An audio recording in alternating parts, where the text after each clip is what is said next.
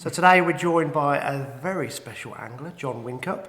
Now, when Alex invites these famous match anglers along, he normally stitches me up because I then sit there like a plum. Don't know what to ask. No changes there then, does it really? Don't know what questions to ask the guests, so it only makes sense that I hand over directly to Alex. So, Alex, you're in charge. I'm in charge. It's changed, hasn't it, eh? You can tell he's a school teacher, always bossing me about. So, yeah, we've got Jon WHINCUP, local legend, especially in my eyes, growing up in March, fishing the old Neen. Back in the day. Back in the day. It was always Nuddy and Winnie, wherever they were. That's where you needed to go and watch them. Fish race, first to 400 normally. Yeah, normally if I got to about the allotment style, I'd turn around and go away because I knew we wouldn't be up that far. Nah, didn't know where You'd probably be in the pub, mate, wouldn't you? Yeah. Didn't know where them pegs were. Yeah. Neen Parade or somewhere around there, floating around there. Yeah. I can remember you winning a match near the elderberry tree, about 4 or 5 below the health centre bridge, not health centre, Wigston's Bridge. Wiggy's Bridge, yeah. Which is now hemp boat for everyone. Is it? Yeah. I think it was that a Christmas match. I think it was, yeah. I think, that was a Christmas. I turned up late. I'd been out on a Christmas do the night before, if I remember rightly. Got there late, had one of the last pegs left. A couple of pegs below Wiggy's Bridge. Mixed up some ground bait punch crumb on the day. I didn't even have any rigs. Old Vandenine coarse punch crumb that you can't buy anymore. Quite an organiser. I remember making up 2 punch rigs for the same line. I think I had 400 roach for £26 or whatever and won the match. Yeah. Just about got over me hangover by the end of the 5 hours.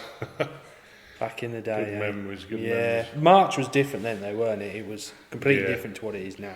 Definitely. Oh, used to think that was a mega weight, 20, I think I had 26, 20 whatever, 20 odd pounds. Around there, weren't that was mega then. We used to think brilliant fishing, and now it's £20 don't even win a section, does it? And that's that's in the tough bits, so it is different. I mean, silly weights, isn't there? You don't fish it now, do you, mate? No, not at all. I ain't been, I don't know how many years, 5 or 6 years. I keep toying with the idea. I see the results, and I think that's brilliant fishing. Miles better than what it was when we used to go. Yeah.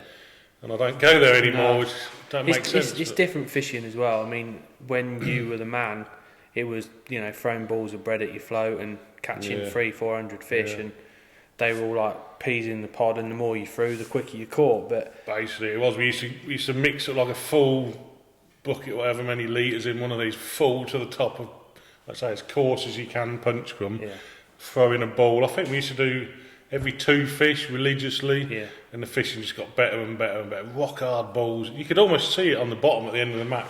A big patch of white crumb.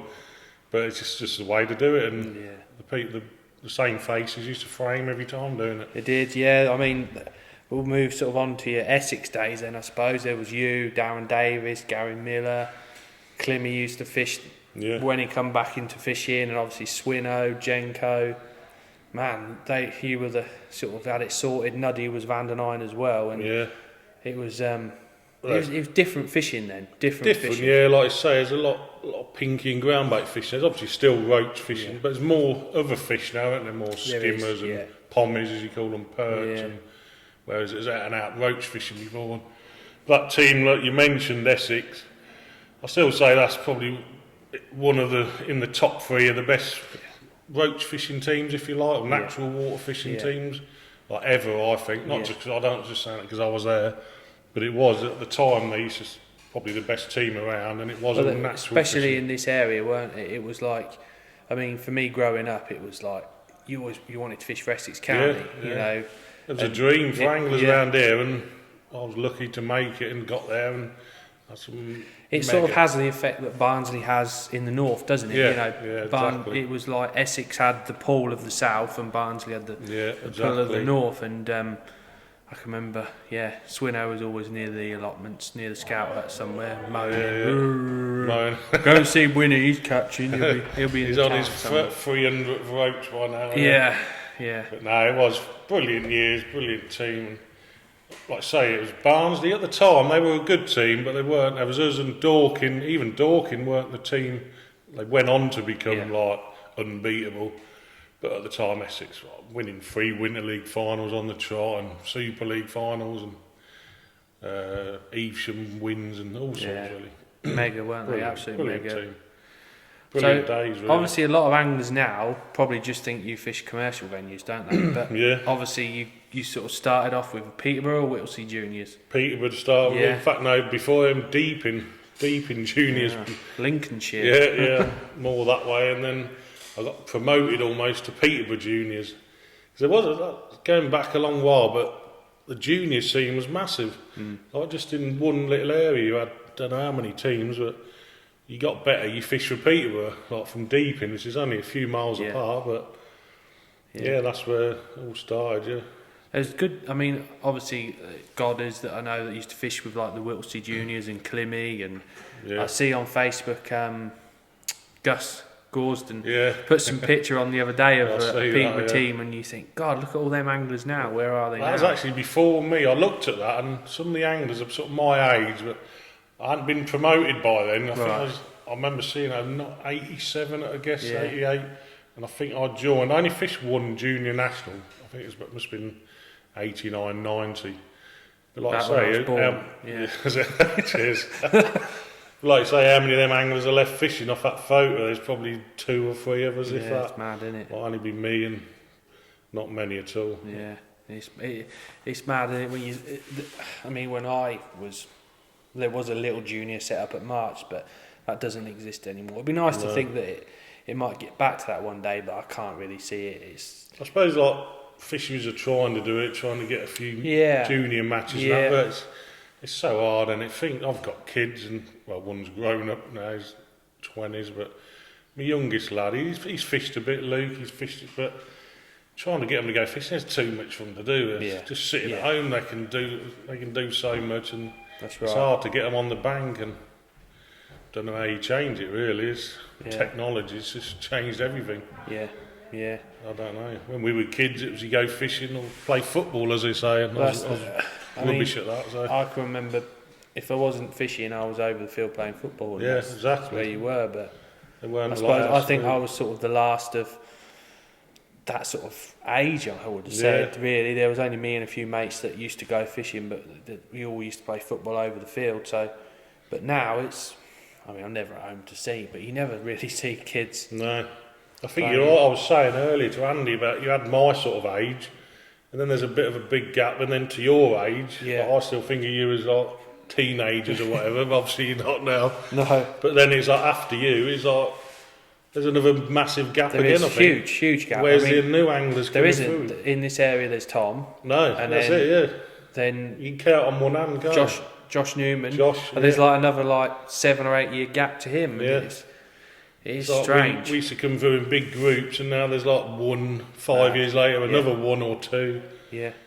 And it's like, well, where do you go? I don't know. It's hard, isn't it? I mean, when you think about it, you look at all the teams up and down the country. We were sort of, I suppose there was me, Gav, Sean, Johnny Taylor, all similar of age, and then obviously there was Dan.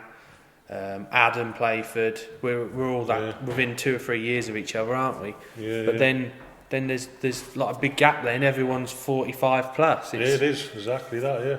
I still feel like I'm young enough, but you think, I'm 46 now. I think some years have just gone like that.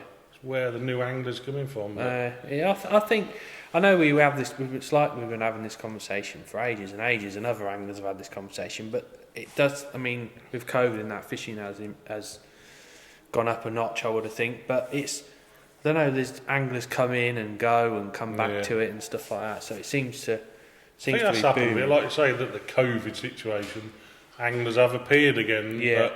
So whether they carry on doing it, they might just be something to do the last few months. Well, that's where I think as fisheries and that, I think we sort of try and promote it, and I think the way I see it, I think I've probably said it on another podcast, but the reason why they probably packed up fishing was either because they had family, or they fell out of love with fishing natural venues, catching nothing, whereas now the facilities and everything on commercials is probably what they were missing, and just fishing. But we'll see in a few years down the line. Like you say, on that, you're right on that score. People like a lot of my sort of age, who I grew up fishing with just disappeared, and it was a lot of that, like I say, families, but the fishing just got rubbish basically, and these your places didn't exist at the time, so they just stopped going fishing.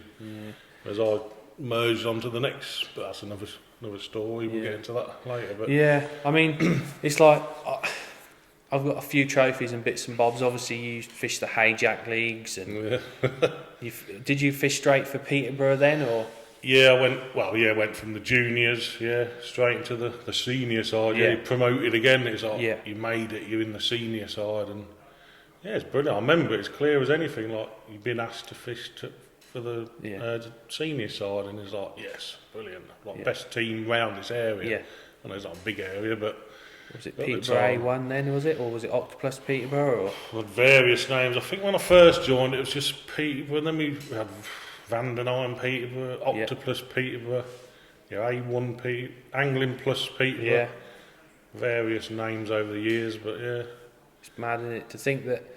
Many moons ago. Yeah, I mean, and how big a team they were, and then, well... I mean, I can remember starting fishing the league. There was the Peterborough team, there was Wade's. I don't know if Webb's had a team in it then, but there was like 2 or 3 teams in the winter league from Peterborough. Yeah, actually. Yeah, and then all of a sudden, Webb's. It just for about probably 10 years, Peterborough haven't had a team, and now they've got a team in the winter league, which is good, isn't it? In fact, they did ask me to fish from fair play to them. I politely refused only because I don't do that sort of fishing anymore, and I suppose I could have done, but. It'd mean a lot. Not so much a tackle. I can soon sort my tackle out. It's just I just don't do it anymore. As simple as that, really. There's no sort of explanation. I always say Winnie's name's on every team sheet in the East Midlands Winter League, just in case they qualify for decoys. Yeah. We better just put Winnie down, just in case. You never know. Yeah. No, never say never. Like, I was going to fish with you boys, weren't I, a couple of seasons ago, and it didn't happen. No, but it's just one of them things, really. You got to feel it as well with that Winter League. You can't just. It's not one of them leagues you can just go, I'm going to fish that round or that round. You have to commit to 12 weeks and do it properly. It's a big commitment, isn't it? Yeah, you know me. Like if I do something, I do it properly. I won't just go, put me down for an odd match here and there. If I do it, I'll fish the whole lot. And I want to do well, and I want the team to do well. But I'm had that feeling, had the buzz, if you like, of wanting to do it again. But like I say never. I might just go, right, I'm going to do it this year. Yeah, I think I'll put me all into it. Yeah, everyone fancies change sometimes, don't they? And we're lucky we live in this area, aren't we? But the fishing's amazing. Like the fishing, it's a no-brainer, really. The actual fishing, it's brilliant. I could easily drop back into that, but so through the winter, I just go decoy and come here, and it's not simple fishing. Not a lot of prep, not a lot of travelling, and just easy through the winter. Because I've quite a long summer travelling around. You're everywhere, aren't you? Yeah, through the winter, I just like to not go too far. Saying that, I wouldn't be going far on the drain, so who knows? Even What's his space? It's probably closer, so you never know. Your van either goes to Benwick for a draw or goes to March for a draw all winter. It's quite convenient living in March, but never say never. I'll get you to do me a load of rigs one winter and a load of hooks, and then I'll be up for it. I can remember when we went. Well, we'll come to Ireland in a bit, but I think we was on Leonard Shallard. I think me and Goddard went over, and you and Climmy, and I remember I tied all these hooks in this box, and I thought I was sort of chuffed around. You spent all that time, and then you and Winnie were like, you're getting on type thing, and you went. You do realise you've tied every single one of these hooks the wrong way round. I was like, no. I thought, your idols have just absolutely destroyed you. That you've tied every single one of these hooks the wrong way round. And it's like... A line coming out the wrong way or something. I remember now. They're coming off the wrong way of the spade. And I never even knew there was a right way or a wrong way. That's how I was like, oh no, and I thought I ain't changing them now. I tied all these hooks for Ireland. They'll do. That's it. They're ready to go, then, aren't they? Yeah, they're having it. Yeah, whether they're the wrong way, upside down, whatever. Leonard Shallows. Well, not a venue, but they are. That's going back and all, isn't it? So obviously you fished for Peterborough for quite a few years, didn't you? Yeah, I was there. I don't know, 10 years at least. Yeah. It's hard to forget what spells I was at certain places, but it must have been. I was probably what would it be, 17, 18 when I joined there. Yeah, probably 10. Say 10 years. It must have been. You had the old main need sorted as well, didn't you? Really, with the old bread fishing with the bait dropper, weren't it? That was a bit later on. That come a bit later. In fact, that was before then. All the old balling of ground bait and pinkies. Well, in fact, before then, it weren't even no ground bait. It's like real traditional, like wagglers and sticks. And I was in that era really. I was at the end of that era, if you like. Wagglers and stick fishing and just hemp and maggots. And then we sort of went onto the ground bait, balling loads of balls of ground bait and There's pinkies. a spell where I think that's just as awesome. I sort of come into match fishing at Mark 1. And the Neen was proper. We used to make mega. It was like a bit of a thing. You had to make the balls as big as you could, like big hands. You make massive proper balls, baby's heads, get them as big as you can, make as much noise as you can, and then you'd catch for like however long. It could be an hour, it could be 3 hours. It got less and less as the years went on. Eventually, stand up and re-ball it again. Re-ball it. We weren't really cupping then. It was all re-balling and runs of fish, re-balling 2 big balls. And then it went to cupping, and then it went to. That's when the bread thing came in. Yeah. I only really did it 2 or 3 matches. Swinnow got me on it. He said, that balling's gone. Try just cup a ball of bread. And I was like, can't do that on the Neen. And it goes totally against everything in bread fishing. Completely against what we knew and everything. And I think it's Rail World somewhere. I was on like this wall. I remember it's clear as anything. He said, just try it. He said, just put 1 ball in. And I think we bait dropping a ball in. And I fished for 3.5 hours. That's all I've fed. And I think I cupped another 2 balls in. I've had 18 pound of ropes and won the match. It's like big matches at the time, probably 100 peg matches. Yeah, the old Peterborough Neen League or Bourne League. I think they had. Used to fish Old Walt and all the way along, didn't they? Round, Water Newton. I thought, well, this is easy. Like Swinnow's been onto something again. He was always first. Yeah. And like, I won the match at 18 pound of ropes. Lovely days fishing. Big roach as well. Not proper. Didn't even bother with hemp. Like we used to feed hemp over the top. Just stuck with bread. And after the match, he just stood there shaking his head at me. Told you, Boris. Good old cheers, mate. Yeah. I did it a few more times after. I never had I think that was the best match I had doing it, but that stayed for a while, that cupping in, bait dropping in balls. But then that fizzled out like everything does. Yeah, it's weird how the Neen went, innit? It's like, when I first fished, I was like, how come I've never been on this venue before? It was just get the fish out as quick as you could before the pike hit it. And then it just went downhill from there, didn't it? Each year it got a little bit worse, and I think more people were like, it got weedier and weedier. And weed was a big thing. I mean, when it was going downhill, like say pike, and the weed was a combination. Do they get weed like we get in other parts of the country? I don't think they do. I just feel like every single natural venue in the summer is like ruined, isn't it? It's just ruined with weed. I remember matches, you're plumbing up and you couldn't even run a rig through, and it got to a point, they sent the Neen, it's not how we know it. You can fish it nicely and no pike, and that was like on the downhill, I suppose, wasn't it? It was on the decline. But yeah. So when did Swinnow ask you to fish with old mighty Essex County? Were you one of the first when it sort of was Vandenine Essex, or? No, I was. No, not one of the first. It was Vandenine Essex, I can't remember what year it was, but I think it's Mark Sawyer asked me. Swinnow had mentioned it to me. Then I got a phone call off Mark Sawyer. Right. I remember I was sat at home somewhere. I sat in a pub actually, funnily enough. Just finished work. Sat in a pub and the phone rang. Mark Sawyer here. I'm asking if you want to come and join Essex County. And I remember going, what? Yeah. What's all that about? And it was like a dream. It was like, of course I will. It was like a no-brainer. I didn't even have to think about it. And it was like a dream come true. It was like, at the time, team fishing was everything. It was anything to do. It was team fishing, wasn't it? No big finals or anything like that. And unless you fish for world champs, which not many people are lucky enough to, that is the best thing. Yeah. It was like a dream come true. I'm in the best team in the country. We used to get plus on your doorstep at Peterborough, the final and that. Yeah. I bet you used to have some laughs on them canals down south, didn't you? Oh, they're brilliant, yeah. They were actually good fishing, considering I didn't really do hardly any canal fishing. When I joined, that's all it was. I quickly got to grips with it off Polly and obviously Andy, me, people like that, Darren. soon got the grips of it, and I loved it.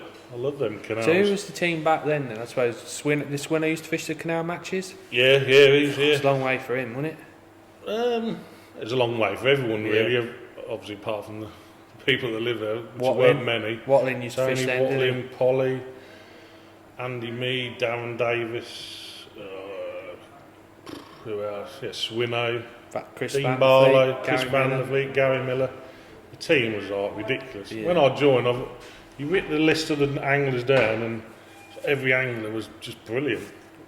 There's just like an absolutely brilliant team, and suddenly my name's on the list. And it's like a dream, really. It's a dream come true, to be asked. Yeah, and I suppose Ali joined a bit later on as well, didn't he? Yeah, he was sort of.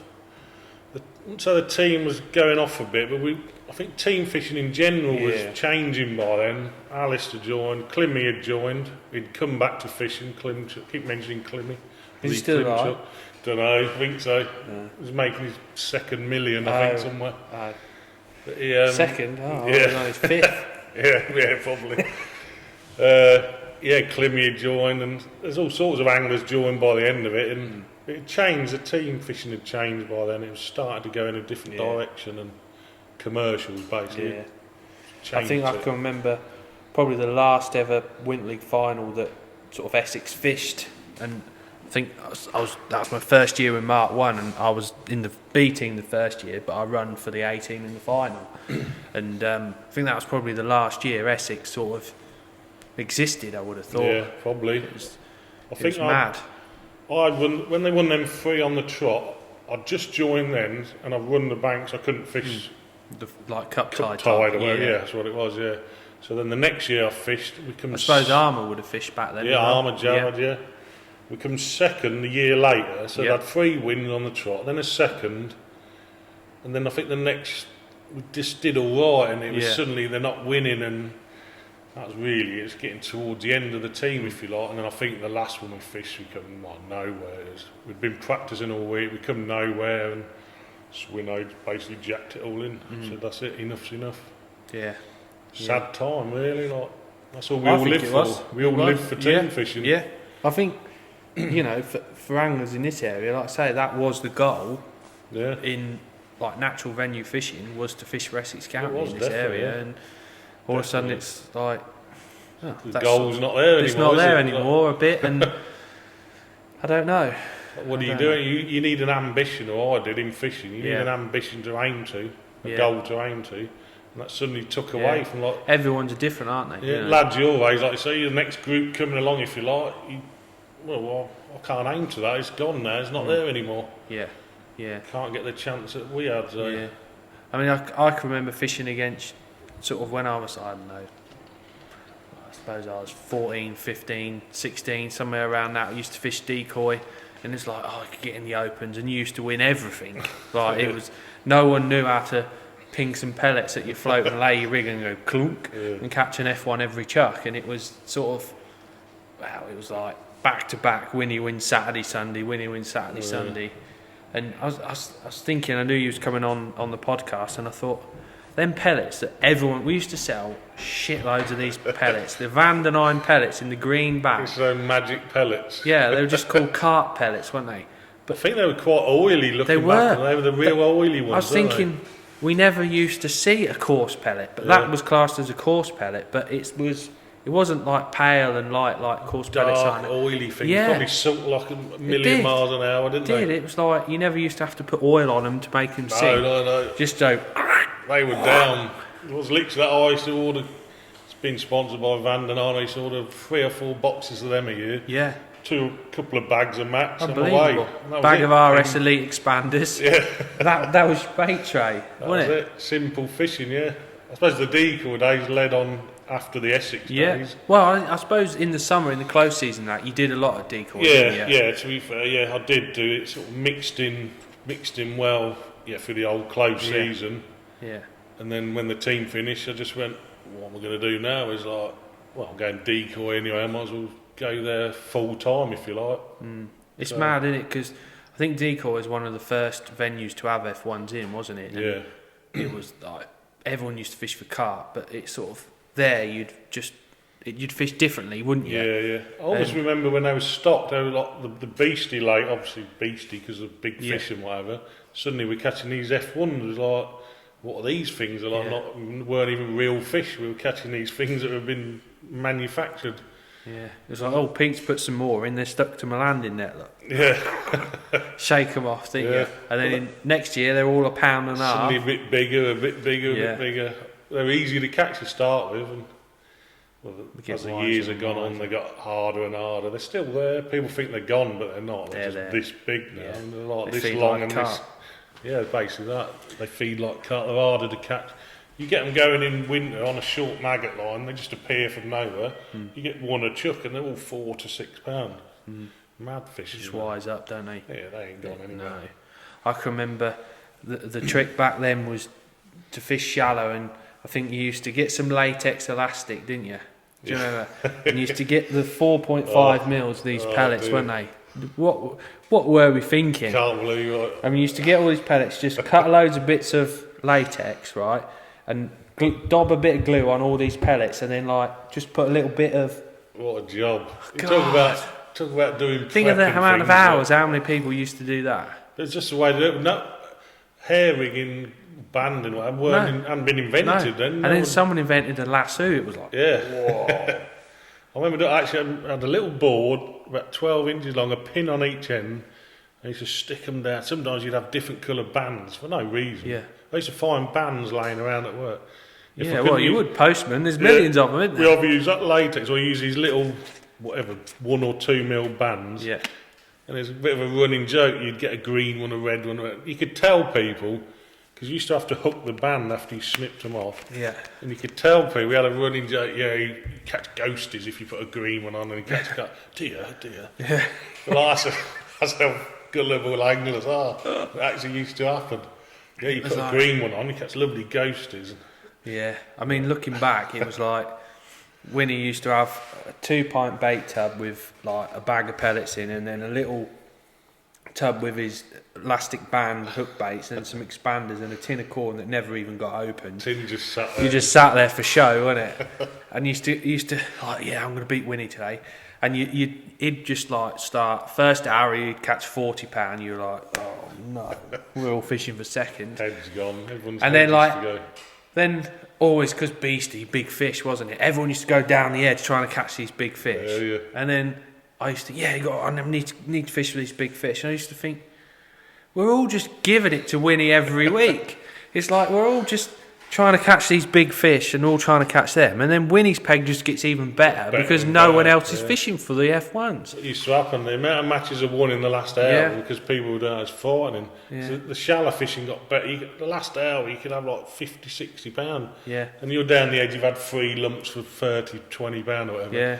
And that, like I say, everyone's come off it. I've got it all to myself. Yeah. Oh, cheers, boys. It's like, thanks a lot. Yeah. You fish the feeder, I'll fish from shallow. Clunk. There's another one. There's never any secrets. Everyone knew exactly what I was doing. It was dead simple. But it was effective, wasn't it? Yeah. I just stuck with 2 it. foot. Persevered. 2 foot. The old 2 foot rig won more matches than any other rig. Because it was shallow. PB2, wasn't it? Preston PB2. Yeah. Real shallow, was it? 4 or 5 foot. We used to catch them at 2 foot. That was just the depth. You'd get a few foul lookers and think, oh, shallow up, and just wouldn't get bites. You think 2 foot and 4 foot, it just didn't make sense, and everyone knew it. Everyone knew what to do, but it was weird, wasn't it? I used to persevere. That's what done it for me. I used to like stick with it. You have a good hour, then the bad hour, good hour, 6 hours. Good runs, weren't you? You'd go in and catch 4 in 4, and then wait 15 minutes. You think this ain't right, and then all of a sudden you'd catch another 6 in 6 drops, and people would come off, chuck a feed, or do something down the edge, and I'd just keep plodding away. You can't do that now, though, can you? No, it don't work now. I don't go there. Unbelievable, isn't it? It don't. No. But it don't work anywhere, does it? When you think about it. Like I say, it's F1s, isn't it? They just got bigger, wiser. Yeah. They used to be on every peg. That's what I used to love. You could actually win off every peg on Beastie. Yeah. In fact, a lot of the lakes, the strip lakes, you could almost win. The only one that never really had many F1s was Six Islands, wasn't it? Yeah. Willows was mental, wasn't it, in the summer? Brilliant. And you get that fluff like this all on the top, wasn't it? And you used to go in the bays, and it was just like when they say literally black, it was like that, wasn't it? He used to slap a pellet in and lift it up, and there's all this fluff hanging off it, and just keep doing it. Oh, there's one. Then you didn't care about that. The old bearded pellets you used to call it. You'd be like that, just look like a beard hanging. Got one. Oh, clunk. Number 8 latex, straight back, through a short bit, only through that, wasn't it? You think some of the things we used to do, but like now with sort of for F1 fishing, what we used to do, but not probably realising what effect it had. You know, like short kits now, obviously, but you used to put a short piece of 8 elastic, and everyone's like, he's only using an 8 latex. Which one? Census Magic Latex? Something like that, or whatever. Lovely white stuff. It used to just look nice, with white elastic coming out of your pole. It used to look lovely. When you think you used to put it through that much? What happens if you hook a big cart? It don't matter. You probably get it, and if you didn't, you're not fishing for them. You're fishing for these F1s. But what you was effectively doing was fishing a short kit in a long kit, weren't you? Which everyone fishes short kit now, and everyone's cut it's like short hook lengths as well, isn't it? It's like everyone's on this short hook length thing, and used to like fish real short hook length with your bolt as like you were fishing for crusions, like little lift method, didn't you? But it's weird how the methods people come out with now, and they think they've invented something. I think it was doing this 15 years ago. It's like, there's nothing. There is a bit of that, but I think everything's a bit clearer in your mind of how it works and why it works. And we didn't really know too much about F1s then, did we? We just did it. We knew it worked. We know that worked. We didn't know why it worked. We just thought, well, that works. We'll just do that. Carry on doing it. Mad, isn't it? It's mad, and fishing lighter than anyone else. And He's fished not too light. He's fished like 014 was like a genuine. 014 Seal Star. Well, it's like, look at it now, you could land a whale on it. But, so it weren't actually that light. But no. But at the time you thought it was light, little 18 hooks and that.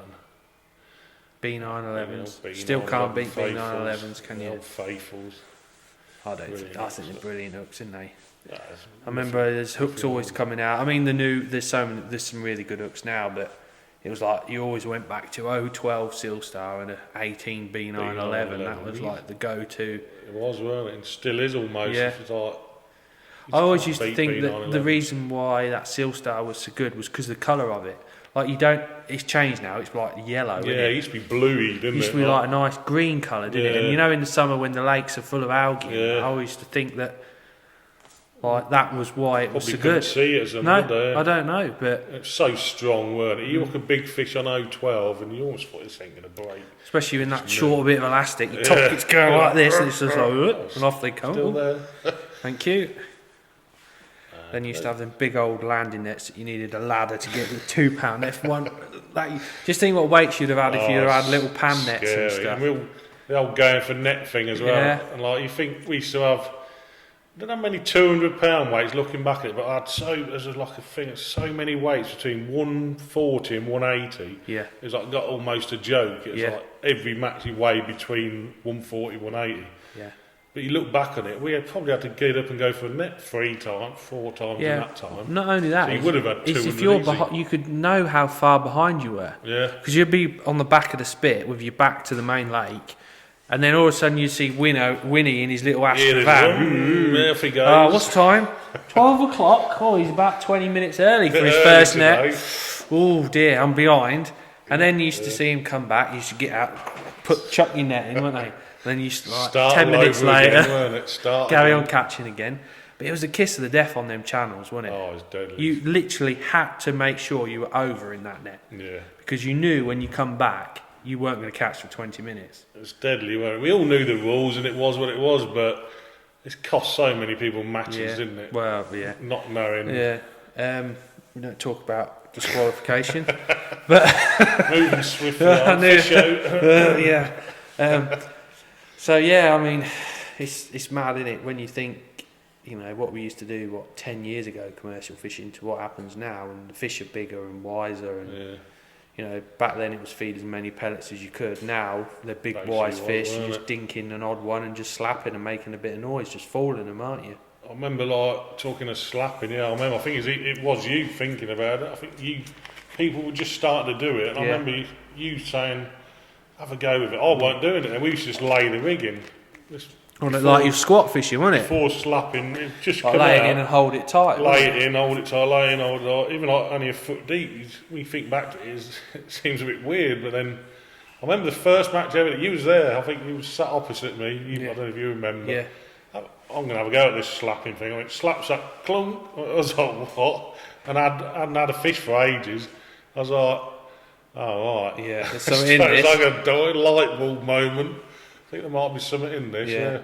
3 times. It's always 3 times, isn't it? Slap, slap, slap, slap, slap, and there's like clunk.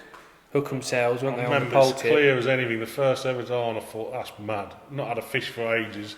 They hear this little plop, plop, plop, and there's one on. Yeah. So how many years ago that was, I don't know, but Well, whenever slapping was invented. Yeah. It's like, I always remember, when I worked in Millview, we never used to sell any method feeders. No. Because decoy didn't allow them. Weren't allowed, no. And it's like, we used to, and then all of a sudden they allowed the pellet feeder at decoy. It was like, woohoo! Yeah. And that, for about a year, it was all feeder fishing, wasn't it? Yeah. Because of the method.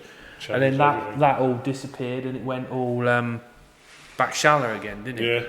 It was like a bit of a moment thing, weren't it? Like everyone was on it, weren't they? Oh, I can fish a method now. And I remember when that was first allowed. I remember the day that people were like, I'm fishing a method now. And suddenly the tips going around and it weren't on little cage feeders and long up lengths. And then all of a sudden the bomb started working. It was like, bomb? What's this all about? Because you've seen all the methods over the years, really. You've I seen think how things that's evolve. why decoy is so good, because there's so many methods you can fish there. Yeah. Well, you can still now. You know, it was. I was saying to someone the other day, obviously with decoy obviously up for sale and all the speculation about it all. I thought, I'll be really sad when Diane, if she eventually does leave or whoever. Yeah. And from a tackle shop point of view, in the close season, how we would have survived if there wasn't a decoy in this area. Yeah. Do you know what I mean? Yeah, it was like everyone that, if they went fishing in close season, they went to decoy. Yeah, that's all it was. There was no other place to go, was there? There weren't your place. There wasn't here. There wasn't float fish. It was decoy. There was Kingsland, wasn't there? I yeah, suppose. they didn't really have open. No, it was matches more there, of a club scene. Yeah. And you think, what would have happened if decoy wasn't in this area? It's got, a lot of anglers have got a lot of good memories from decoy, haven't massively. they? I've got met some of the best mates there, and the years I've had there, it's just memories there, unbelievable, really. And the other thing I was thinking, what about there's so you go in Whittlesea on a Saturday or in the week, and there's like cafes everywhere, isn't there? Yeah, and you think, I don't think it wasn't for decoy, they'd be able to survive either. No, probably right. You get the old sunshine, whatever it's called, and it's just sunshine. full on a Saturday and Sunday. Yeah. And you think the clubs that come down and stay in Whittlesea in March, and like, I go when you're allowed to the curry house in Whittlesea, and he says it's just full in the summer of people from Sheffield, Derby, all over the place, all coming down. They all go for curry. Honestly, It's curry, few mad. beers in the pubs It's and whatever. mad. And Yeah. proper trade, like mini tourism, innit, for decoy lakes. Yeah, I can remember the festivals as well. It was like, sort of, you get the foot in the door, and if you're privileged enough, you get invited to the festival. It was, weren't it? Well, you used to fish the opens, didn't you? Like every weekend, you had to book in the week before. Yeah. The festivals, you had to be invited. You'd always go back for a beer series. afterwards because you want to show your face and support in that. It was, you used to have more than 1 or 2 beers. Ivy used to, you come and pick me up. Used to have a few late nights. Yeah. And then I think the best was it was ridiculous. I remember leaving there one morning, 4 o'clock in the morning. We're back in the morning for a 9 o'clock draw. Ivy's waiting for us outside. Well, actually, inside.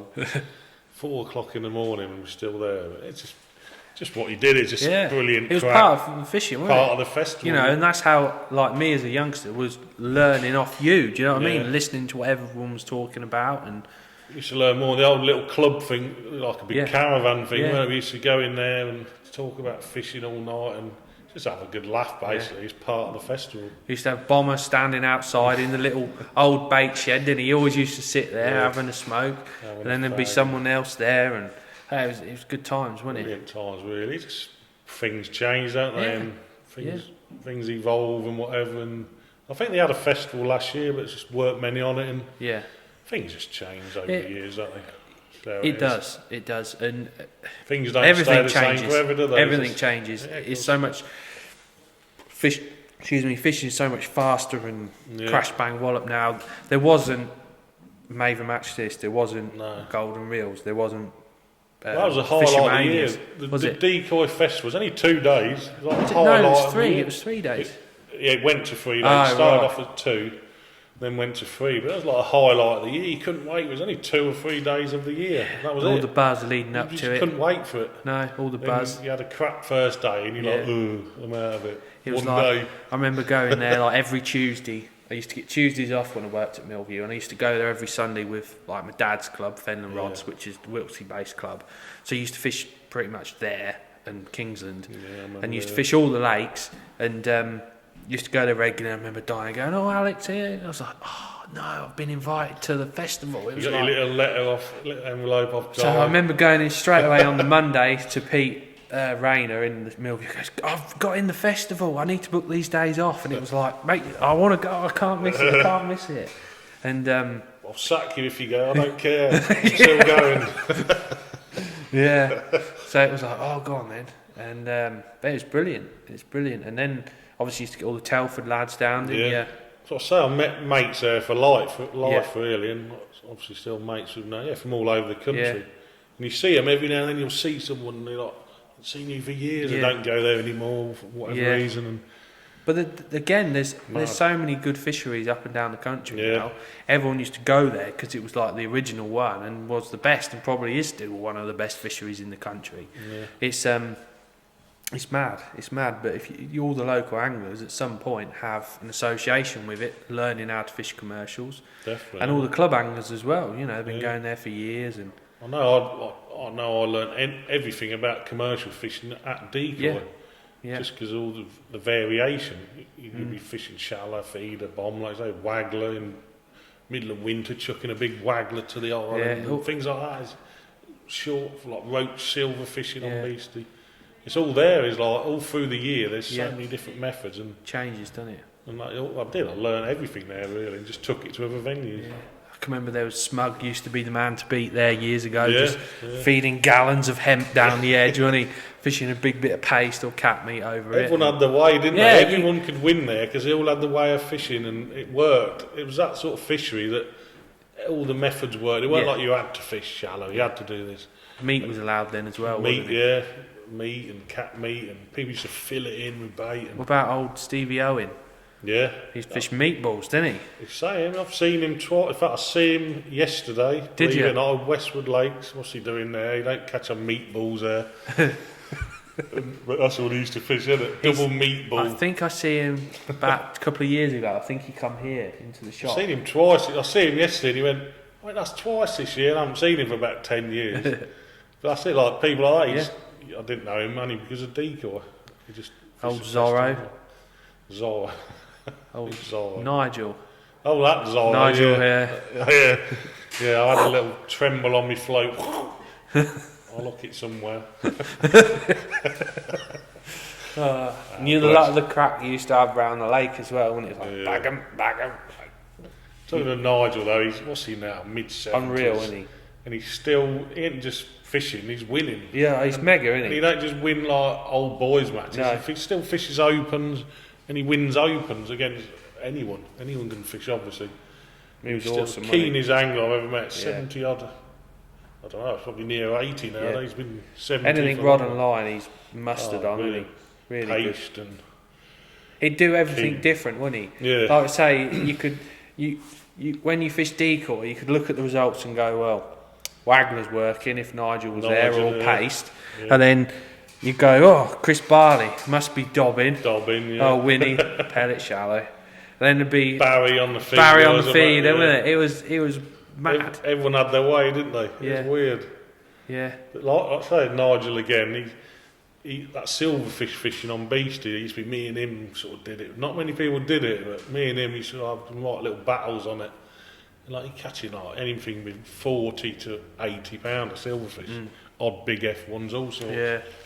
And then the skimmers just appeared, didn't they? Yeah. On Beastie, for example. They It's just like, appear from nowhere, catching rate, and all of a sudden you catch a £2 skimmer, then you have a run of them. like, when did these get put in? Yeah, it's like bream almost. But yeah, awesome fish. Brilliant venue, brilliant memories at the end of the day. And for everyone, a lot of people. Not just me. I go to Ireland. Obviously, I'm not going this year. I didn't go last year, but obviously every year when I go to Ireland, I get asked, "When's Winnie coming back? When's Winnie coming back?" So, are you ever going to come back to Ireland? Yeah, I think so. Well, not think so, definitely. Yeah. It's just time with me. I'd love to do everything, but it's only so many weeks and whatever in a year, and I'd love to do so many things, and you just run out of time. The summer goes before you know it. I've been to Whiteacres, I've been all around the country. I bet you normally know when we're in Ireland as well, because you get a phone call from Nigel Holdsworth, don't you? About 2 in the morning. Where are you? You should be here. Oh, right, you boys are in Ireland again. Sean, Gavin, Alex are in Ireland. I'm like, hello, yeah. Hello. Are you coming back next year? Yeah, might do. And that's all you get. But what did you win? The Arva? Did you win King Clubs? I was close in the King of Clubs. I won the Arva one year, and I think it might have been the same year. I was third in the King of Clubs, like back to back. But there's quite a few festival placings, and was always there or thereabouts. Me and Climmy, we used to go before you boys. Wouldn't say we were the men to be, but we was always up there. Parky, Parkinson, the master, the master who started it all off really for all of us, and like we were chomping at his heels, if you like. But he's still brilliant. Light, medium, and heavy rig. Yeah, light, medium, and heavy. Never give a lot away. How'd you catch today, Neil? Well, light, medium, and heavy. Light, medium, and heavy. Bit of bait, mate. Fed a bit of bait. bait. I remember walking by us one day. What's in? I hadn't even seen the lake before. What's in here then, Neil? Well, bits and bats. Yeah, cheers, mate. Yeah. Thanks for the info. Oh, brilliant. No, he didn't give a lot away, but as he walked off with a little wry smile. Yeah. Cheers, Neil. Yeah. Yeah, stitched me up, mate. Cheers. Yeah. But no, that was a laugh over there. I mean, I think you went 3 or 4 times when I went, but the fishing and the crack was brilliant, wasn't it? That's awesome. It's one of them places I'll definitely go, and not might do. Yeah. Can't not go back almost. And the good thing is, it's the same anglers go every year. You get a few new faces, which is good, but the atmosphere is totally different, isn't it? It's like, I mean, I know you do Whiteacres a lot now, don't you? Sort of that's replaced your island, but it's just good to see the old faces when you go, and that sort of proper holiday atmosphere, but it's competitive at the same time, isn't it? It's got both, and we all want to win when we go everywhere, really. But you want somewhere that's got a good crack, and it's a holiday at the end of the day, and it should be. It should be treated as a holiday as well. And so I'd probably go there now, and you'd slip straight back in. It's the same people who come in. Similar, 10 years ago. I mean, the fishing's a bit different to what it was. I mean, before it was ground bait, sort of a bit more, wasn't it? Loose feeding casters and doing all that. But I think now it's just loose feeding for roach and not feeding as much bait. Some days you can feed some bait, but same thing. Places evolve, don't they? Same rigs. I tell you what, I know people that would love to have them carp twos. Have you still got a load of them? I have, but I think if I looked at them, they wouldn't be as good as I remember them. I'd probably think there's a bit all. Well, if you ever want to get rid of them, I know someone will have them. They were the floats, carp twos, but for like through the water roach fishing, they were the float. No one makes one anything like it. I know. I think I had a cane bristle. It did, Quite a thick people bristle. People don't use cane bristles. They don't make floats with cane bristles. They should just go through the water nicely, and you could just hold it, couldn't you? And it just carp twos. They use them for a lot of things, but for that through the water fishing. I think Gav's still got a load. Has he? But they've been varnished and repainted that many times. You can't even see their carp twos anymore. Mine did eventually in there. I don't know. I probably have somewhere I've got a load, but I remember when I was working for Mick Dant, I used to go around delivering, and every shop I used to, like when I first started, I'd just go in and look what floats they had, like proper the old worldy type, with all dust on it. It was like, yes, they've got a load, yes. And they'd be looking at you going, what are you buying them for? It's it says carp on them. We're like, but you ain't going to fish for carp with them. Although I did, I think, originally. You look at them now, you're like, carp float, what? Yeah, it's mad, isn't it? But that's what they were called, with carp too. Nice little strung out rig, number 10s or 9s or whatever. Lovely fishing. I'd love 5s or 6s. Yeah. Clunk. swing everything in, all the big ropes. So that's my sort of fishing. I still enjoy doing that more than anything. When we fish Whiteacres, we go to Porth for a day.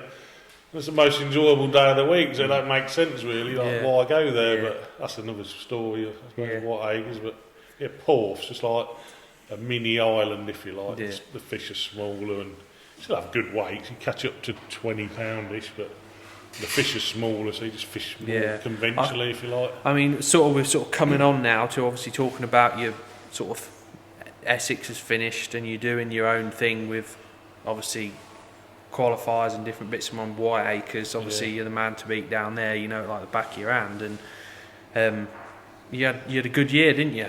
Yeah, well, Whiteacres first. Yeah, it's like a natural progression really from like decoy, and then I remember really people talking, why don't you go to Whiteacres? So I used to go to decoy and then go to Ireland for me festivals. Yeah.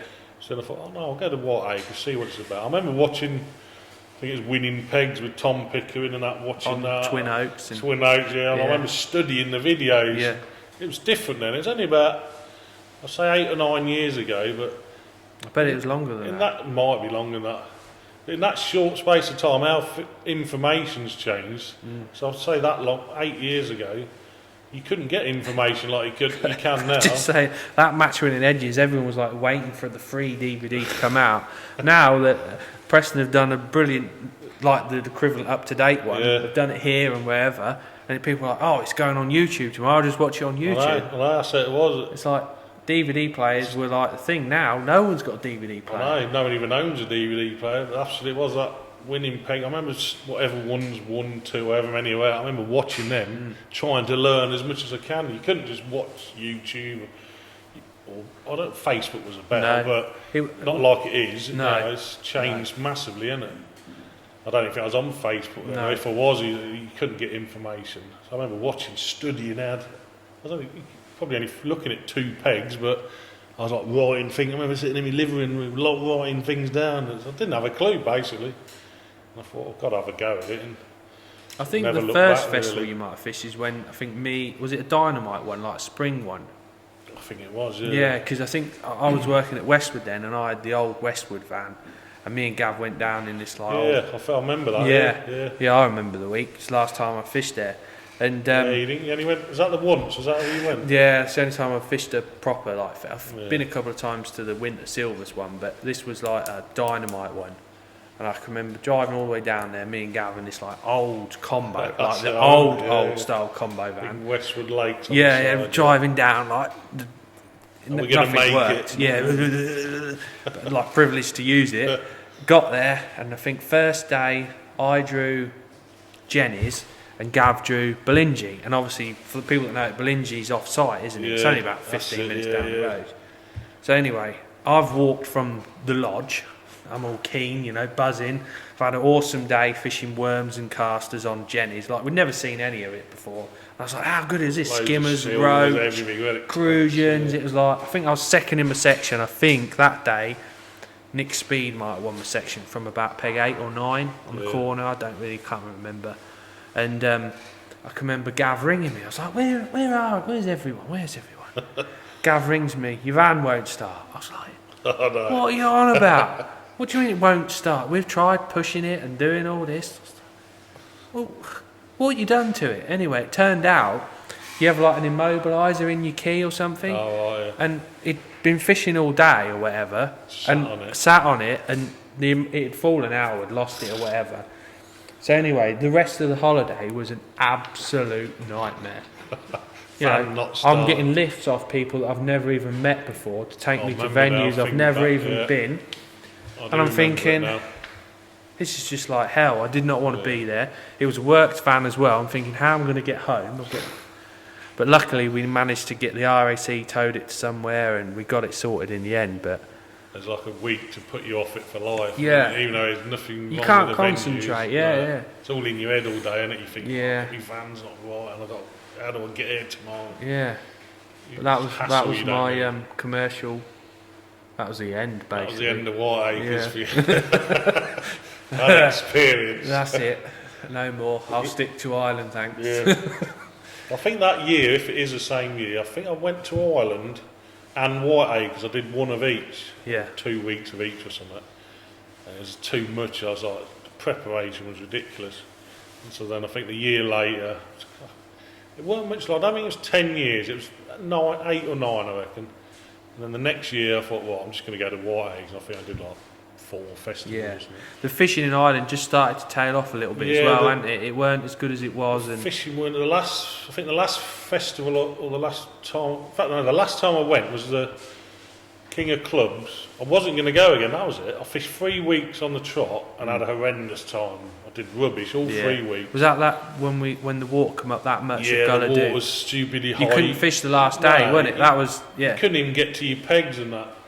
And the fishing had gone downhill, and I was catching nothing, and a lot of people were catching nothing. And I thought, I ain't coming here anymore for a little while. No. But then I think the year later, I won that county champs. Yes, remember that individual? Yeah. Well, it was like all through the year, yeah, wasn't it? and of course, obviously, decoy was like the main place to score your points. Yeah, I got wasn't it? like 1 million points. Well, obviously not 1 million. It was 600 odd points, all at decoy basically, and I won it by quite a bit actually. And the prize was a trip to Ireland, the King of Clubs, which I used to go on like a year. So I was like, I will go back again. And me and partner Ivy went because he got it for 2. So she came as well, and I actually did alright. I think I framed 3rd or 4th. Yeah. But then that was my last time. I sort of like, I don't know, I just run its course for me, if you like. I enjoyed that last time, but I thought, no, I'm going to go white acres now, and finished on a high, if you like. Yeah. Had a good week, really, that week. And then white acres took over a year later. Been there ever since, sort of 4 festivals a year, 3, 4, 5 festivals a year. Yeah. What year was it that you won Maver, didn't you? Which was like unreal. And then 2 weeks later you won was it Park Dean you won as well? Yeah, 2016. So sort of fast forwarding from white acres, done alright. I've had a few frames. 2015 actually really had this little 2 years. I framed a few times at white acres, but never quite got across the line. I'd had a couple of thirds, got really close. I was like, I've got to win. It was in my head, I've got to win a white acres festival. I've got to keep going. That's what I'm a bit like, 110% when I'm doing something. Got to win a festival, got to win, keep going until I won one. And I won the Maver Festival 2015. I was like, oh, brilliant. And it's always close as well. I just nicked a section here by a pound and nicked a section there. And that's how you win them now, you a little bit of luck here and there. That was like end of 2015. And then I think the next festival, 2016, was the Guru, and I won that as well. So I've not gone from trying to win one, I ended up winning 2 really close together. Back-to-back wins, and there's like buses come along and all that sort of thing. And so I'm like, brilliant, I've won 2 now, and that was the start of that year. So just a phenomenal one, really. Gone 2 festivals basically on the trot. Qualified for the Maver. Where did you qualify? Larford. Right. Been in 2 finals. I qualified at Larford both times. So it's a bit of a sort of a soft spot. Yeah, definitely. One on the Max Lake and one on Specially Lake. I think it was Specially Lake that year.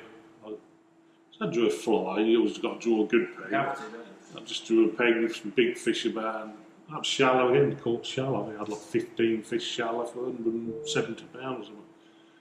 And that got me in the final. So I qualified quite early, whenever it was. It was supposed to be at Larford, the final, but then they moved it to Hayfield, which was all I weren't too bothered about. It's all the same sort of fishing. Bit deeper. Bit deeper. Same sort of, you carp fishing basically, weren't it? Yeah, there weren't so many F1s at Larford by then. So it was more carp fishing at Hayfield. Happy days, obviously history says I went and won it, and so this run just continued. I gone from like festival.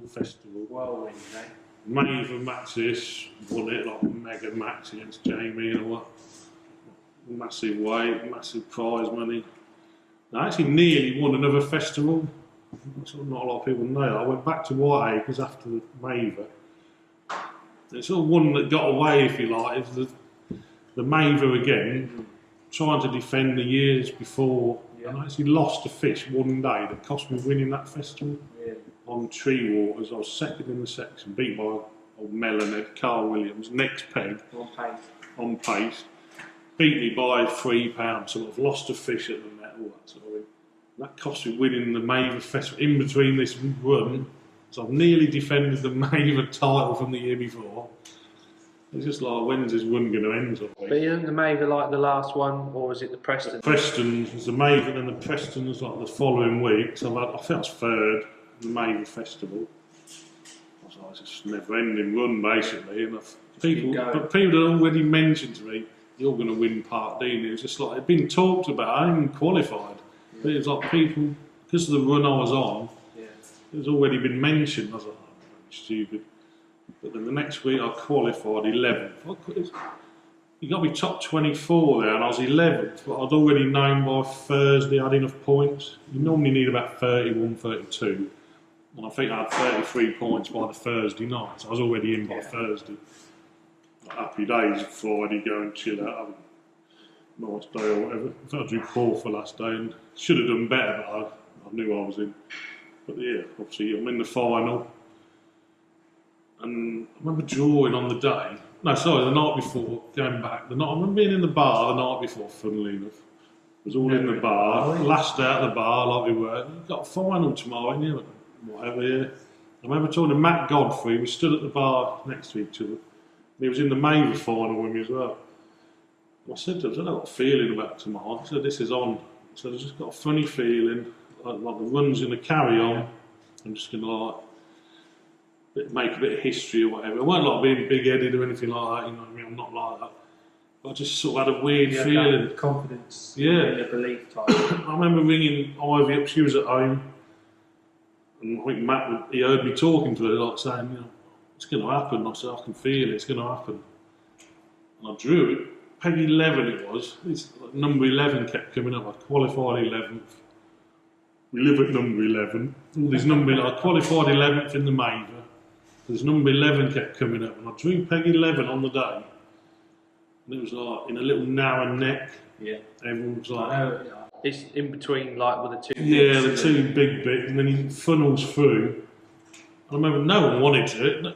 Not just saying, nobody wanted to draw there. It looks dead, it looks barren, and I drew it. And I remember going, start the van sort of thing. But like, thinking to myself, I don't know actually. And I remember walking around to my peg, looking at it, plumbing across, and it was like 18 inches deep against a far bank. You can reach across, the only peg you can reach across. And suddenly I thought, that's lovely, that is. I thought it was going to be like deep against the far bank, because I had these rushes, brambles coming out. But it was like, there's all sorts of rubbish coming out, but it was still only shallow next to it. And I'd already made my mind up to ping pellets across, ping pellets wherever I drew. We thought that's what's going to win.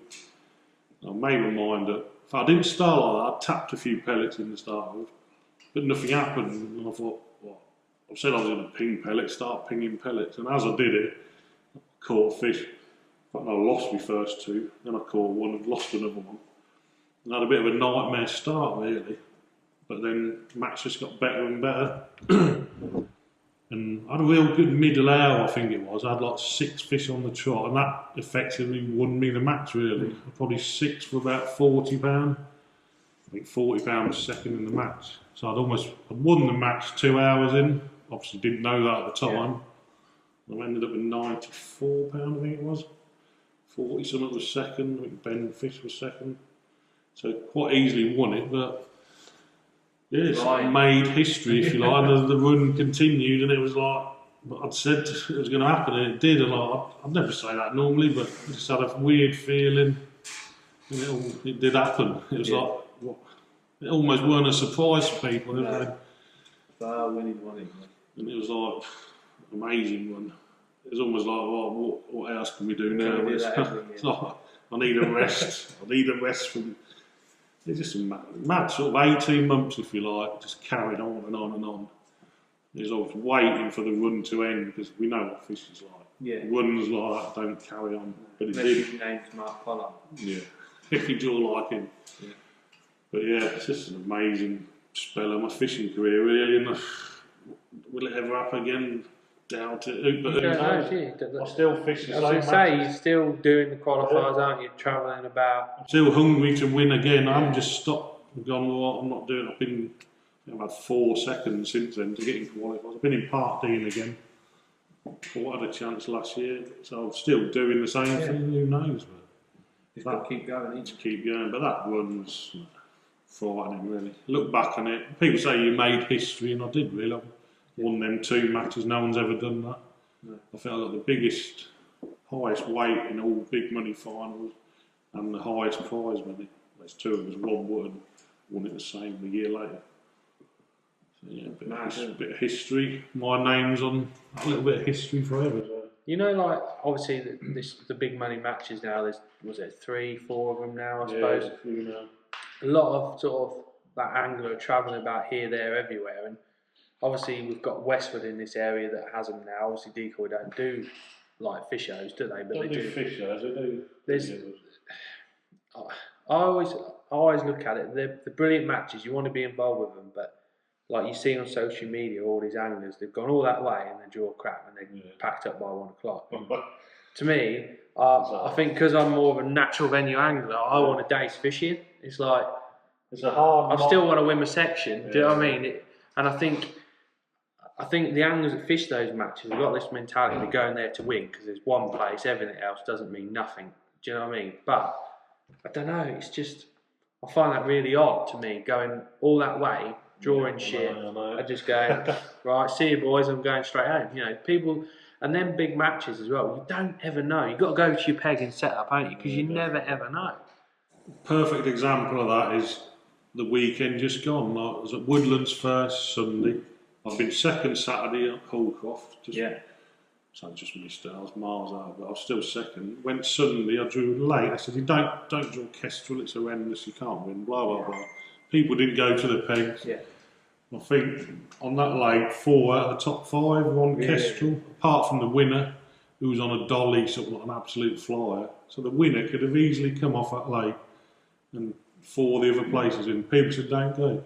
I'll always go and have a go, every time. Don't know how bad it I've drawn. Yeah. Because there's a story behind that. The only time I can ever remember not going to a peg is at March. And me and Climmy again, we both drawn near each other. At the bypass. I bet you remember. And we talked each other out, that's rubbish, you're not going to catch there. And I've had like £20 of rope to either side of where all come from there. And I said, did John 118 John Taylor do I think so, I think so. And we were like, after them, like at night we were hearing the results, we were like, what have we just done? Like anglers catching 20, it was like, that's what we go there for, to catch 20 pound of ropes, and we just drove home and went home. Yeah. And I said I'd never do that again. It's the only time I've ever not gone to my peg. I'll never do it again. Just you never know, it's fishing.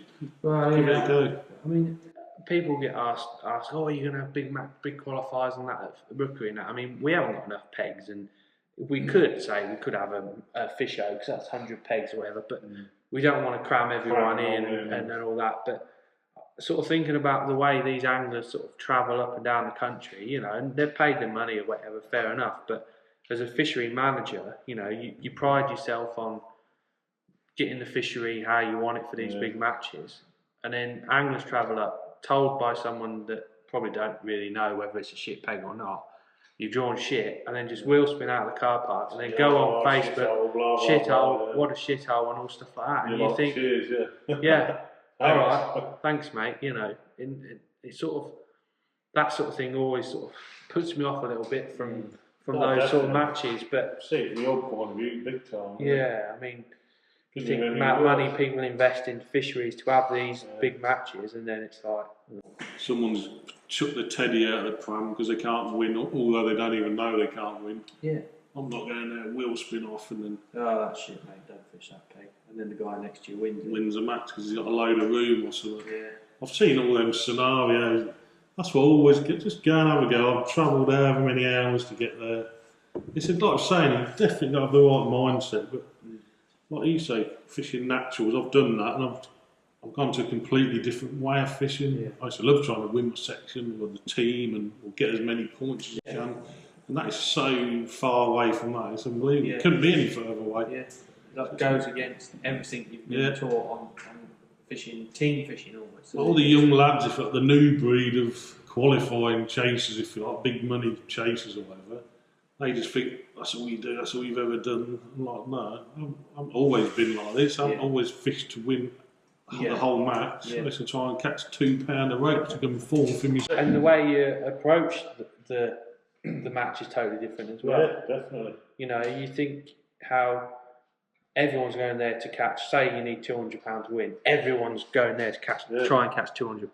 Off pegs, you know you got no chance, but you still try and catch that weight off a peg. And you just blown your peg in the first 5 minutes because you're trying to win the match instead of perhaps like Polly, just softly, edging your way in, and then might nick your section or something. And I'm like, don't matter, so what? But it's how you brought up, isn't it? So they're hard, basically. Like you see the end result, people with a big check and a big trophy, absolutely brilliant. I've been lucky enough to do it, and like, to see other people do it's brilliant. But they're hard. They're hard graft. I've been this weekend just gone. I've travelled hundreds of miles, stayed over Saturday night, and they're not cheap. Digs and everything. They're good laugh, obviously. You know, there's a buzz, and obviously like the minute of COVID and whatever, the draw's done a bit differently. There's still a buzz when you go, so and so's got a chance, he's got a chance, and he's on the fly, he's got a bit of room, and all sorts of little scenarios come into it. Someone's got £150 already. Yeah, and weigh in 50 at the end. Tom Edwards is good at that one. Yeah. £200 yesterday at Westford, weighed 100. Did he? Bless him. Rumour was coming around, Tom's won it, he's got £200. I see him after the match, he's had £104. He had £200 an hour ago. Yeah. I was like, Chinese word, Chinese whispers, isn't it? It is, he probably started it later on. It's all good fun, it's all part of the day. Yeah. So where do you see your fishing going from now? Obviously, we've got loads of good venues locally, like for commercials and natural venues. It's like almost everyone does the qualifiers through the summer and chasing the dream and trying to qualify and do all this, and you know, and then winter time everyone stays local-ish and that sort of thing. You think it's pretty much... Me personally, I can't see me changing a lot for the next few years. Yeah. Don't know how long, but I can't see it changing. Like me personally, I know I'm a bit spoiled really. You can go on so many different directions now. If I suddenly said, well, I've had enough of qualifiers, I could come here every Saturday and go somewhere, wherever there's opens, basically. Yeah. And I used to love doing that. I used to get a deek all the time. But at the minute, opens don't really do it for me. They don't. A lot of people. You get loads here on the open, but that's the anglers love it. The other thing that's sort of changed as well is it was always Sundays was your open match everywhere. You know, you get an open match on a Sunday at Decoy or wherever, and now it's like there isn't an open match anywhere on a Sunday. Sundays, where they all gone? I don't understand. Like you're having to find anglers having to fish with clubs. On here or wherever. Sunday was traditionally everyone's fishing day, wasn't it? Yeah, it's really strange. A lot of people had to work Saturdays, work all week. Sunday, I'm going fishing now. Yeah. Where's the Sunday matches? Yeah. It's mad. It's like when I first started here, it was like, Dad, we're going to do Saturday opens, and because no one else does Saturday opens in this area. Yeah. Apart from I think Cross Drove did a Saturday, but not many people. Yeah, I thought we'll just be a bit different. And then and now it's like we have 50 most weeks, 45 to 50. Float fish have a load on a Saturday as well. And it's like, where have all these Saturday anglers appeared from? It used to be, we can't fish Saturday, we've got to work, we've got to do this. And it's mad. But then again, even in the week, like you've got an open here today, you get good turnouts in the week. Don't anyone go to work anymore. No. You get more on a Tuesday, Wednesday, Thursday than you do on a Sunday match. What's the what about? It's strange. So obviously you've had your sponsors in your time, but you've always been associated with Van den Eyne Bait Tech, haven't you, for forever and ever and ever. And obviously Van den Eyne used to do clothing and different bits and bobs, and then I suppose Frenzy was your first proper sponsor, was it? Yeah, I'd Fox Match with Polly. I wouldn't say proper. That was good to me. But it weren't a full sponsorship deal, as you call it. Yeah. But it was a sponsorship deal, whatever you want to call it. That was good, yeah. Some good stuff, good years with them. Frenzy as well. And Frenzy come after that, and that was really my first proper deal. They were fantastic to me, like brilliant tackle, and I suppose they were there through a good spell and that, and they helped me along big time. Really, they used to pay for my tickets. It's fund almost everything. Every tackle, obviously. And so it didn't cost me a lot to fish and qualifiers at all. But yeah, it's been brilliant years with Frenzy, and now I'm with Browning now, which is like mega, really. Yeah.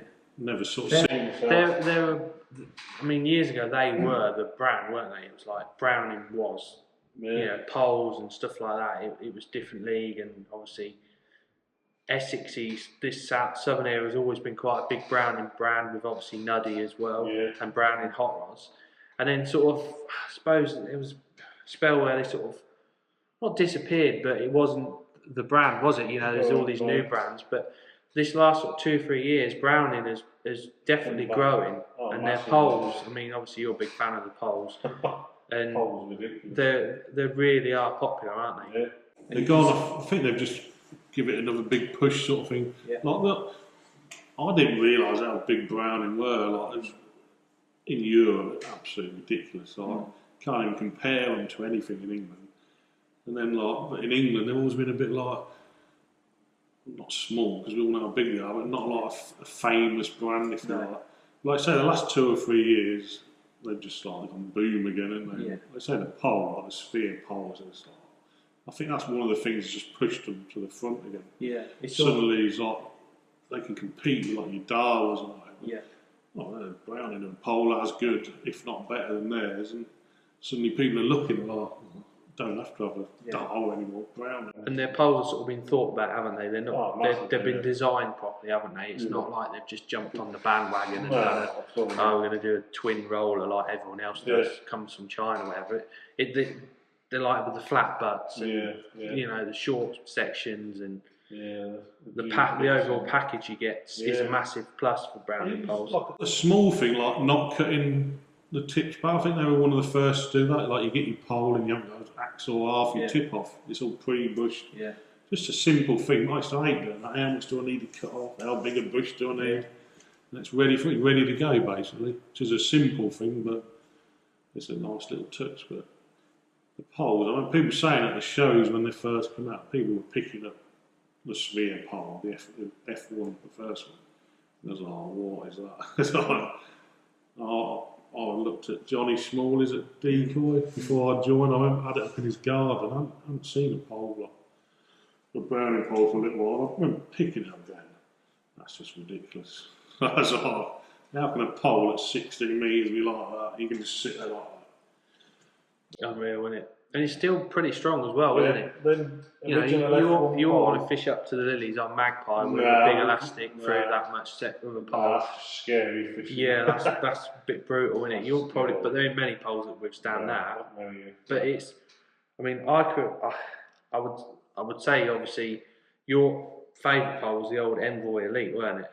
Envoy, the old Fox Max, everyone had one of them for a spell, didn't they? Loads of people like them. They were proper strong. They were good, weren't they? Yeah, they were good. Is that the original one? Was it the bluey coloured one? Envoy, and then it went Envoy Elite, didn't it? Yeah, that's right, yeah. It's like a bluey colour, and then like a brown. The second one was like a browny colour. Browny coloured, but... they were fantastic. I was took them to Ireland. They're everywhere, really. Yeah. Unreal, weren't they? So, Winnie's got an Envoy. They were stiff, and the finish on them was the best I've ever seen. No, it was dead smooth. The drain fishing, it was like super quick. You forget about that, some poles over the years, you sort of forget what you've had. Envoy and Envoy Elite. Yeah, good old Envoy Elite. I mean, but yeah, I'm not just saying it because I'm with Browning now, but they are just ridiculous. You don't even have to say how good they are. No. People just pick them up and they're like, that's mental. It's really good, isn't it? It's I mean, we sell quite a lot of the Browning poles, especially this year. We've done really well with Browning. poles, you know, like the Zighton range obviously was the original, and then the Spheres have come out pretty soon, but like they're on the third generation Z8s and Z9s. Them Zyghtons, they were top of the range, and they were brilliant, weren't they? Then they've just gone another level. They said, right, how good a pole can we make? Yeah. Sphere out of this world with like names as it all. We're going to make it as good as possibly, and that's what they did, isn't it? They just thought. I mean, it's not just poles; they do other bits and pieces, don't they? Yeah. You know, like the Sphere luggage is quite heavy, but it's hard wearing. I mean, anything Sphere is shit hot, isn't it? You know. It just says Sphere on it. It's top quality. They use the rod and the reels. When I first picked the rods up, I was like, "Is that it?" It's almost like you didn't even know you're picking it up. Like the butt on was a bit space age. Yeah, it's almost like I thought, you can't fish with a rod that light and catch carp. And then I've been using it for like 18 months or whatever, and it's just like so nice to fish with. You don't realise a rod's so light, you think you wouldn't be able to dragging fish out of it. They're just like those space age materials, isn't it? Yeah. They also started doing the new seat boxes as well. Yeah. Getting on right with Nice. Yeah, the Targus, nice box. Can't fault it really. Just everything's good about it. Nothing's fell to bits. It's just solid and dead simple. Nice box. Looks nice and nice stacker system. And 41. Just can't fault it really. I've had boxes like 6 months later, bits have fell off and like, the wheels don't, the legs don't work, and you're like, great, another box needed. You was the River Rock and a Brylo, weren't you? Or ASI. How many years did you have? God. Original. I've still got that somewhere. Somewhere in my family, somebody's got it. It was at my parents' house, and then I think... Was it like Essex County colours as well, or something? I did actually have 2. I had one, it's the old Team England colours. Yeah. And then I bought another one off Gary Miller, I think, or Dean Barlow. They had them made... They were supposed to be Essex County colours. They were more like Rasta colours, you know, like orange and Rastafarian colours. That's what they used to call them, the Rasta box. They were nothing like Essex County. But they had them specially made. I think Dean, Gary and Chris had them specially made. Yeah. It was like, what? It's like nothing like. But the one I really is really red, white and blue one. That was lovely, that was. Which I think it's just the right size for me. It's not quite tall, weren't it? You used to have your side tray, big side tray here and... Well, what's his name? What? He still uses one now? Or does he? Got a Boss one? Can't remember. They're just I think he might Boss actually boxes. have a new seat box. Does he? Yeah. Joking? Yeah, honestly. He might. I think he's Something still got his modern. washing up bowls for his ground bowls. He's still got plenty of them. Washing up bowl. Yeah. But, you know, it just goes to show you don't need sometimes all that gear. Not at all. No. I've always been like the least tackle type ever, really. I do like nice tackle, but I was never a tackle type. If I just had things that work, basically. They do a job. And you say, well, you have that box, get a new box. Oh, I don't need a new box. So someone's had a nice pole, and I never really had expensive rods and reels, but they were good enough. They did a job. Yeah. They were just good enough, functional sort of thing. I think that's the key, isn't it? You don't need like mega tackle, but it's just nice to have it. Everything's good now as well. Yeah, nowadays it's different altogether, isn't it? Everything's good nowadays, isn't it? Back then it's use whatever, didn't you? Yeah. Did a job. As long as it did its job, I was happy. Yeah, good. I think we've come to the end, really, mate. I think, appreciate you. Good spending some time and sort of reminiscing. Good a lot. We could go into a bit more detail about all the nights out we've been on, but I think we'll leave that one. We ain't gonna have time for them, I don't think. That one. Leave that one to imagination. But I've had some good times over the years, fishing and social, pubs and whatever, social really side. good. That's really it. Fishing's not just fishing, is it? No. I've met, like yourself, friends for life. Like I've met through fishing and been to weddings and holidays and that's another story. Whatever. Clemens' wedding. But thank you very much, mate. And, good, mate. It's good. I'm sure people have listened to us babbling on, but I've enjoyed doing it. Hope you have. I've enjoyed it. Yeah, good to you sort of forget things really, and then they pop up again. Yeah, been fishing a long while. Seen a lot of things. It's mad. Well, thank you very much, mate. Good. No worries. Cheers, Alex.